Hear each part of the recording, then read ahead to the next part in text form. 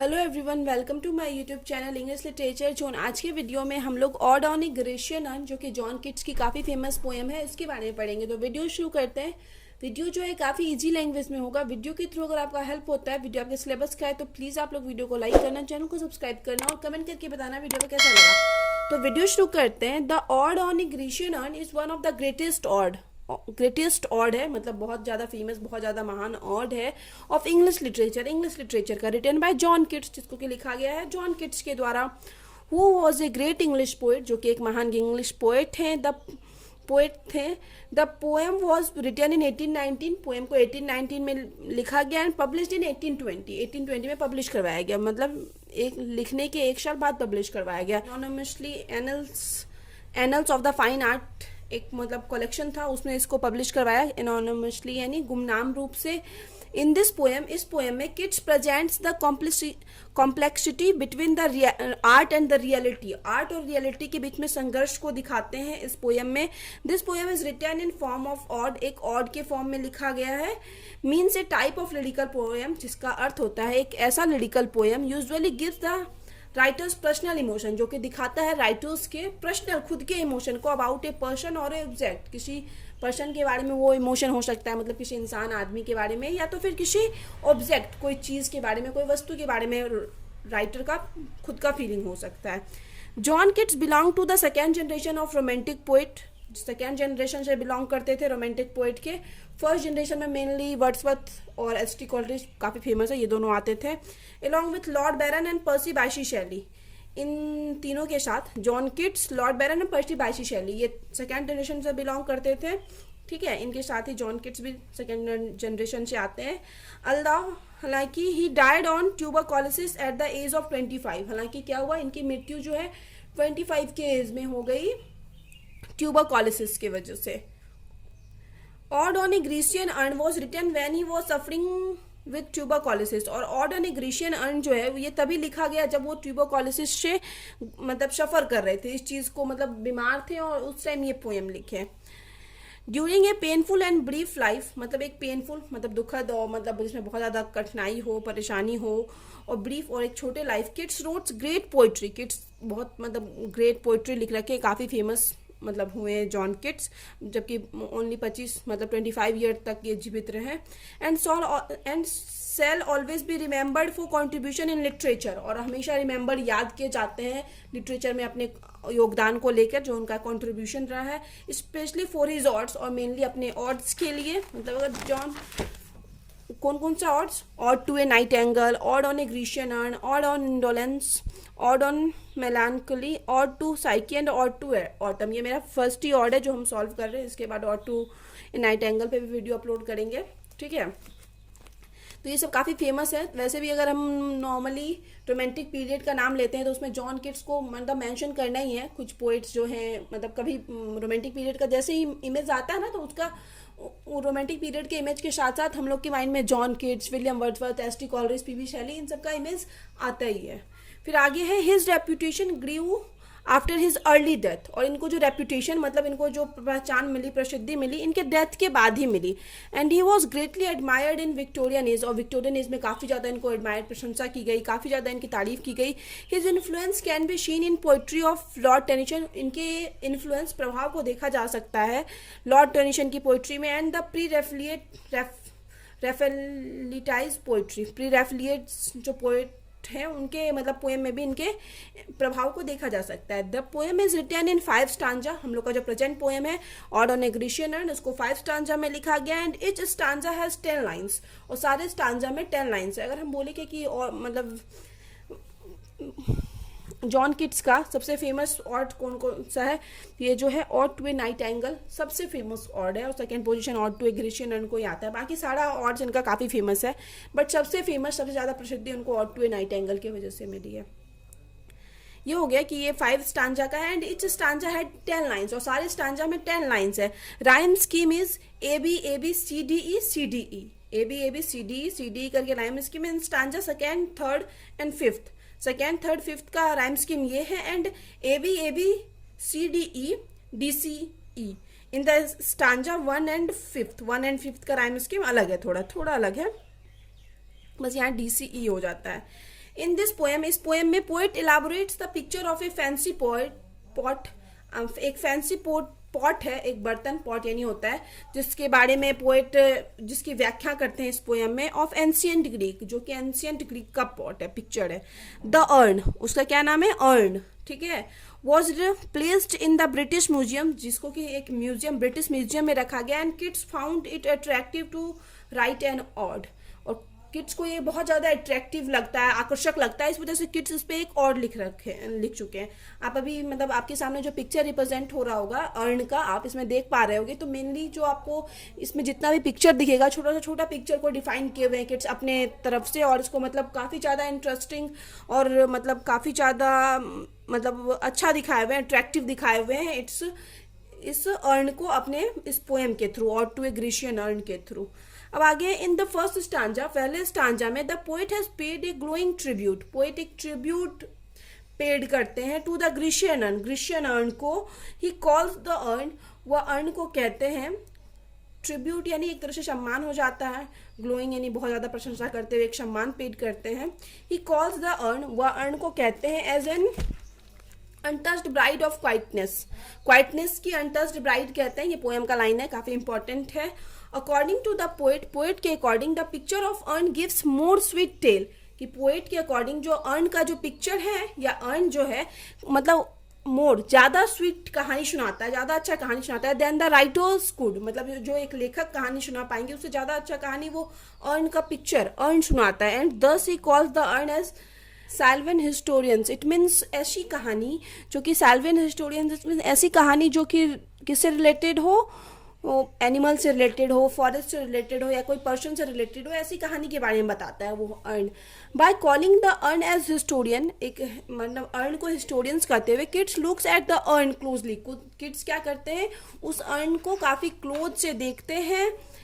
And he could see the border by A line of leaves around the picture, वो देखते हैं कि उस पिक्चर में, उस अर्न में चारों तरफ से लीव्स का बॉर्डर बना हुआ है, पत्तियों से बॉर्डर बना हुआ है चारों तरफ, किनारे में जो होता है ना उसको बॉर्डर कहते हैं। He could see some images and speculates whether they are God or man, वो वहाँ पे कुछ इमेज देख, कुछ पिक्चर देखते हैं और स्पेक्यूलेट्स यानी और अनुमान लगाते हैं वेदर, कि ये क्या हो सकते हैं, दे आर गॉड, या तो ये भगवान हो सकते हैं और मैन हो सकते हैं, क्योंकि पिक्चर बना हुआ है तो वो पोइट अपने हिसाब से अनुमान लगा रहे हैं कि या तो ये पिक्चर भगवान का हो सकता है जो, या इंसान हो सकता है। Some girls are being chased by some wild boys, यहाँ पे दिखा, उस पिक्चर में दिखाया गया कि कुछ गर्ल्स को क्या किया जा रहा है, चेस्ड, पीछा किया जा रहा है कुछ वाइल्ड बॉयज के द्वारा। Musical instruments are being played, कुछ म्यूजिकल इंस्ट्रूमेंट, कुछ वाद्य यंत्र बजाया जा रहा है। एंड ह्यूमंस और god become wild due to the music, और उसी म्यूजिक की वजह से वहाँ पे क्या हो रहा है, ह्यूमंस और गॉड जो भी हों इस पिक्चर में प्रेजेंट, वो क्या बन रहे हैं, वाइल्ड बन रहे हैं, जंगली। इन द सेकेंड स्टांजा, वही सेकेंड स्टांजा में the poet look at the specific picture, poet एक स्पेसिफिक, एक मतलब मेन पिक्चर, एक स्पेशल पिक्चर को देखते हैं। वेयर ए पाइपर, जहाँ पे एक पाइपर यानी क्या होता है, एक बांसुरी बजाने वाला, प्लेड सम म्यूजिक, वो भी कुछ म्यूजिक बजा रहा है। Kids states that the song of the Piper, kids कहते हैं कि जो पाइपर का जो सॉन्ग है, गाना है, will remain sweeter in fantasy और इमेजिनेशन, की वो इमेजिनेशन और फैंटेसी मतलब कल्पना करने पे भी बहुत स्वीट लग रहा है, बहुत अच्छा लग रहा है। And that music is not for physical year, और ये जो म्यूजिक पाइपर मतलब एक पिक्चर में कोई बांसुरी बजा रहा है, उसको देख के पोइट ये इमेजिन कर रहे हैं कि वो सॉन्ग काफ़ी स्वीट होगा, और ये जो म्यूजिक है वो सिर्फ फिजिकल ईयर के लिए नहीं है, मतलब नॉर्मल हम लोग के कान में ऐसे सुनाई देने वाला फिजिकल ईयर के लिए नहीं है, but for the spiritual ears, मतलब स्पिरिचुअल ईयर्स के लिए हो, जो हम फील कर सकते हैं। He then describe about a young man, उसके बाद वो एक यंग मैन के बारे में डिस्क्राइब करते हैं, व्याख्या करते हैं, who is playing a song by sitting under a tree, जो कि एक ट्री के नीचे बैठ के सॉन्ग मतलब बजा रहा है। पोइट पूरा मतलब ग्रीशियन अर्न पे जो भी पिक्चर बना हुआ है, जो भी कुछ बना हुआ है, हर चीज़ का मीनिंग निकाल रहे हैं और उसको रिप्रेजेंट कर रहे हैं। As the urn is immortal, जिस तरह से अर्न क्या है, इमॉर्टल है, मतलब कभी मर नहीं सकता। The young man will sing for ever, उसी तरह जो पेड़ के नीचे बैठ के इंसान बजा रहा है, मतलब सिंगिंग कर रहा है, उसका सिंगिंग भी, उसका सॉन्ग भी क्या है, हमेशा के लिए। The tree which be full with leaves for ever, मतलब उसी तरह उस इंसान का सॉन्ग भी हमेशा के लिए है। एंड द ट्री, और under the tree which will be full with leaves for ever, और वो जिस ट्री के नीचे बैठा हुआ है वो ट्री भी हमेशा क्या रहेगी, लिप्स से भरी रहेगी, ठीक है। क्योंकि नो डाउट अगर कोई पिक्चर है, पिक्चर में अगर हम रिप्रेजेंट करते हैं कि कोई पेड़ के नीचे बैठा हुआ है और कोई सॉन्ग बजा रहा है, तो वो सॉन्ग तो पिक्चर जब तक है वो हमेशा दिखता रहेगी कि सॉन्ग बजा रहा है। और वो ट्री भी जो हम बनाए वैसा का वैसा ही रहेगा। ऐसा नहीं है कि अगर हम एक टाइम ट्री में पत्ता बना दिए तो पत्ता गिर जाएगा। तो उसी चीज़ को पोएट रिप्रेजेंट किए हुए। There is a bold lover, वहाँ पे दो बोल्ड लवर हैं, who could not kiss her lady love, जो कि अपने लेडी लव को किस नहीं कर पा रहा है। The he is near her, क्योंकि वो पिक्चर है, पोएट फिर भी यहाँ पे इमेजिनेशन के थ्रू रिप्रेजेंट कर रहे हैं। ही इज नियर हर, हालांकि वो उसके पास है। As the picture stand still, लेकिन फिर भी पिक्चर में एकदम स्थिर खड़ा हुआ है।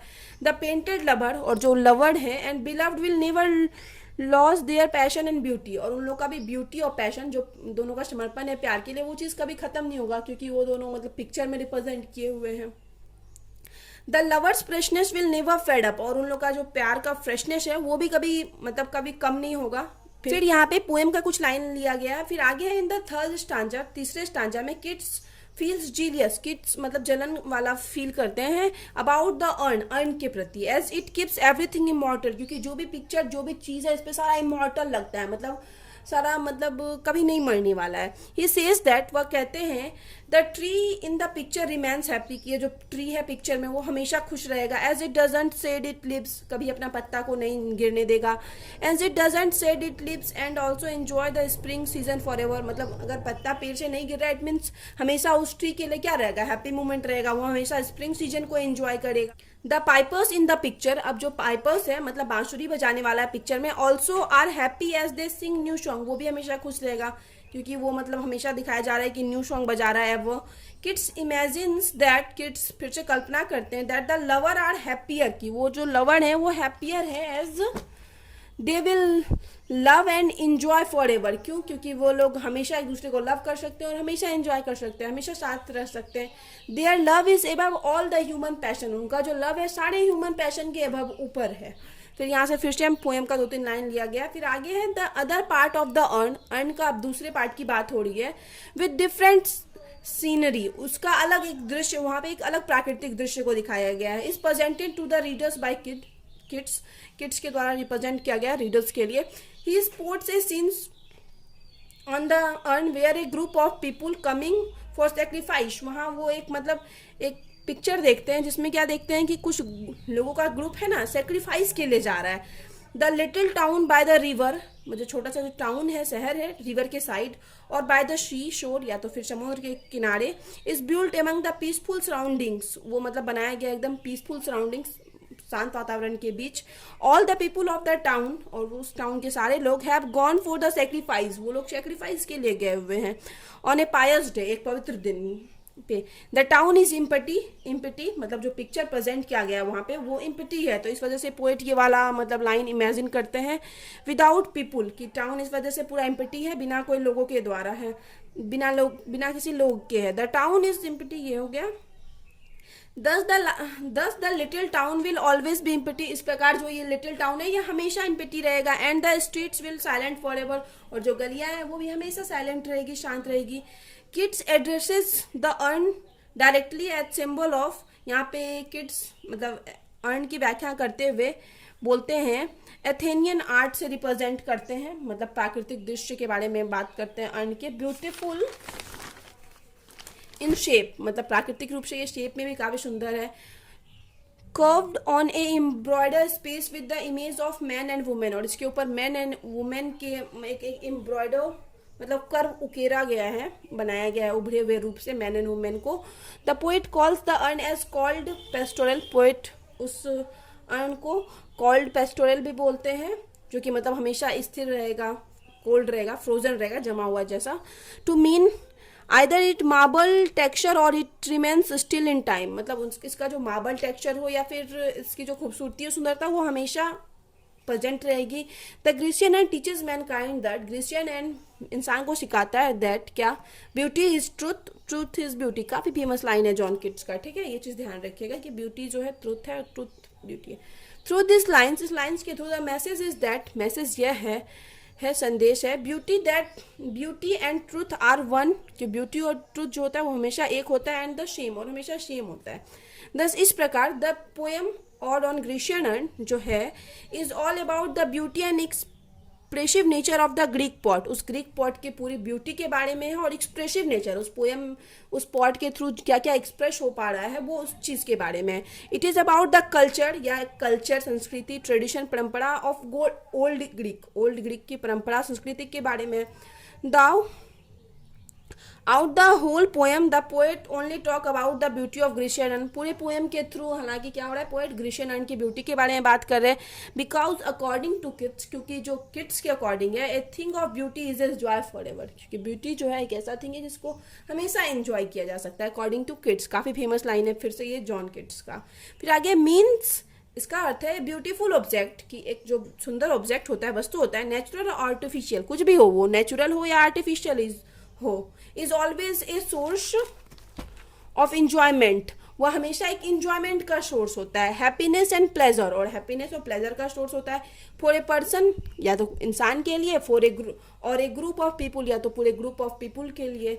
ठीक है, तो यहाँ पे ये नोट्स खत्म होता है। तो वीडियो अगर आपको अच्छा लगा, आपके लिए हेल्पफुल है, तो प्लीज़ आप लोग वीडियो को लाइक करना, चैनल को सब्सक्राइब करना और कमेंट करके बताना वीडियो आपको कैसा लगा। मिलते हैं नेक्स्ट वीडियो में नेक्स्ट टॉपिक के।